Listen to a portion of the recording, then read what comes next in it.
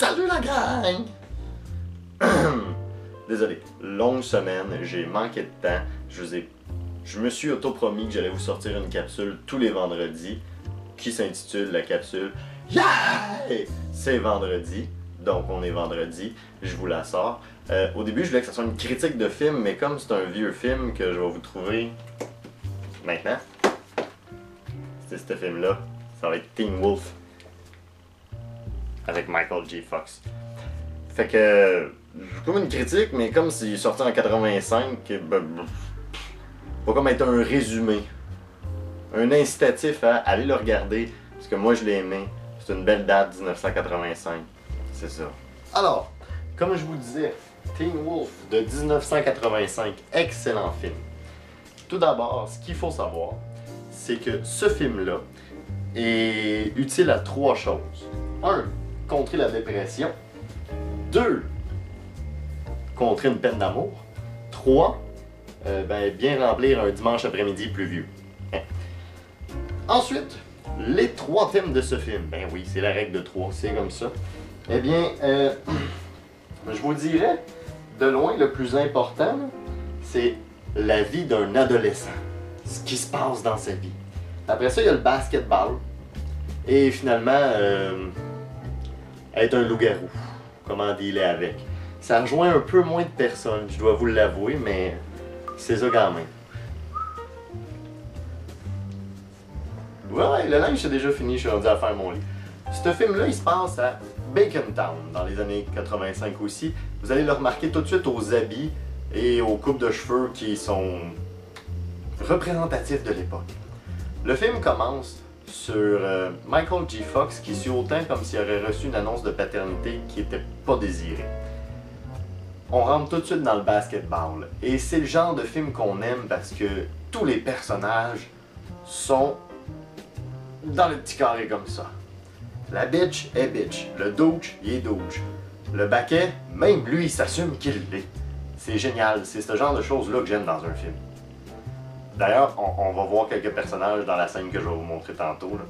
Mais mon préféré, ça reste l'entraîneur. Le coach, là, il fait le film à lui tout seul. Vous allez le voir aussi pendant le bout tantôt, je vous en reparle. Hey, je vais finir mon lit puis je vais pas jaser après. Ah, c'est chaud. Parlant des autres personnages, il y a le gars cool du film. Je vous donne deux indices pour le trouver. Premier indice, il est cool.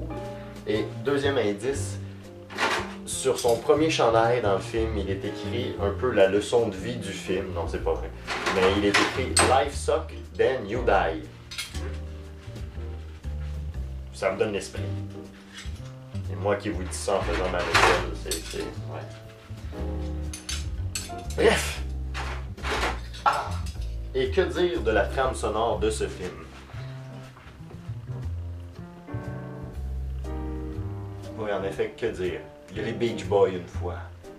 Mais c'est une toune prérequis pour ce moment-là dans le film, puisque quand les Beach Boys jouent sur Surfing USA, c'est parce que ça nous rappelle tous à quel point dans notre adolescence on a déjà fait ça. Laisser ses clés à un mineur pour qu'il prenne notre auto afin que nous on aille faire du surf sur la vanne de notre ami. Tu sais, des trucs d'ado là. Ah. Donc oui, c'est certain, vous n'allez pas écouter ce film-là pour les effets spéciaux. 1985, ça paraît, et même si Michael J. Fox dedans, c'est pas Back to the Future, je vous le dis tout. Même que pour être franc, le loup-garou, il a l'air d'un gros hamster énervé. Là, je vois que je vous perds, là. On dirait que ça vous tente de moins en moins de l'écouter. Mais j'ai quelque chose pour vous. J'ai un jeu d'alcool qui va avec ça. Oui, oui. À chaque fois que vous allez voir quelqu'un avec des lunettes de soleil, avec des lunettes de soleil, vous devez prendre une gorgée de bière. Peu importe qu'il soit en dedans ou à l'extérieur. Je vous le dis, les 45 premières minutes du jeu vont être elles. Et après ça, on va upgrader. À chaque fois que vous voyez un mineur prendre de l'alcool, vous devez prendre une gorgée de fort. Ou qu'est-ce qui devrait ressembler à un mineur dans le film. Je vous le dis, vous en avez pour un petit bout. Ça va être la fin.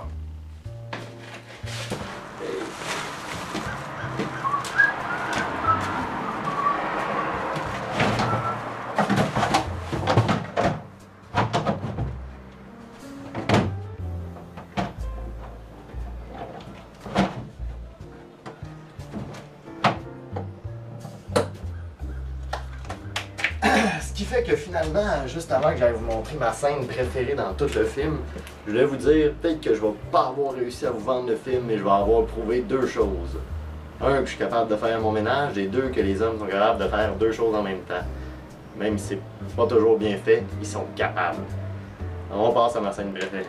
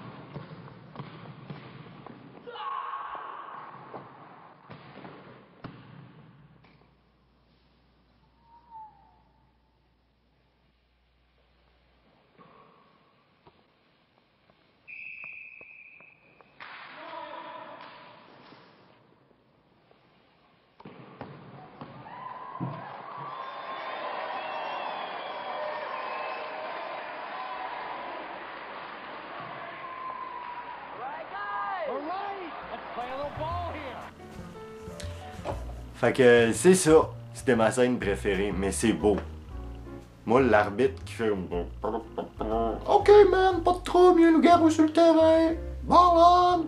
Le coach qui a aucune réaction, le directeur qui va se cacher, même les joueurs de son équipe qui sont là.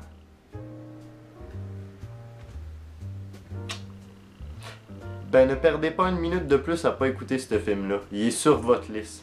N'hésitez surtout pas non plus si vous avez des films que vous voulez savoir s'ils sont bons. Je vais les écouter pour vous et je vais vous faire une vraie critique. Là aujourd'hui, comme vous avez pu voir, je manquais de temps. Sur ce, je vous souhaite une agréable fin de semaine, cher public d'amour. Et je vous rejoins vendredi prochain en comme ça. Sinon dimanche pour les contes pour enfants. Sinon mercredi pour les textes random. Hey, je vous aime, salut! Bien. C'est que j'ai mis mes papiers.